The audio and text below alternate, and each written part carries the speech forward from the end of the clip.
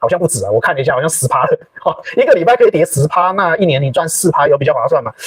我是不知道的哈，那你自己去考虑了哈。美债没有避险的功能，它只是商品，它是无限量印刷的商品。过去从1988年涨到2020年，大概涨了40年，请注意，美债涨了40年。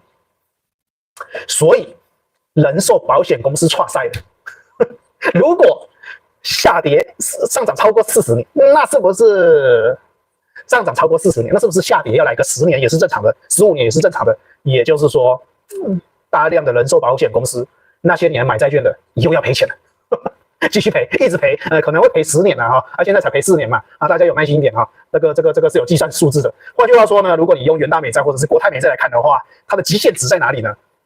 大概要打几折呢？现在大概是25块钱嘛，大概要打几折呢？我们在会员版讲啊，我们会员版讲这个计算的方式哈。那这个当然是把汇率考虑进去了哈。说破不值钱，不说你不知道，一说吓死你哦。那长期以来呢，我都不是很准，所以你不要太相信我啊。但是如果准一次的话，就会吓死你哦，就这么简单哦。隐含10%下跌的风险，中一中呢，一个礼拜就可以达成了。我看了一下技术线图，大概一个礼拜跌10%了啊，就这样子。我没有很认真的看啊，为什么？因为我一张都没有嘛，我那么认真干嘛？我越珍惜生命，远离美国债券，它是全世界最危险的商品，它是商品。只要跟我讲的是相反的，你就要思考一件事情：你确定大部分的人都认为它很安全？你确定这是正确的？它是无限量印刷的商品，它是钞票呈现的模式跟方式，听得懂吗？所以换句话说，它会无限量的增加。过去到2020为止，没有失控，2020过后失控了，因为他们说它要无限量的印刷的时候，它就成为了一个商品，它没有避险的功能。我再讲一次，没有。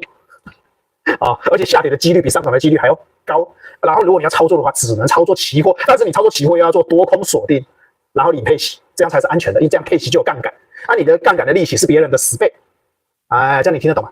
这样子大跌的时候你完全不会受伤，几乎不会受伤因为是1比1锁定。如果你听得懂的话就听得懂，听不懂的话就算了因为这个操作其实很简单的。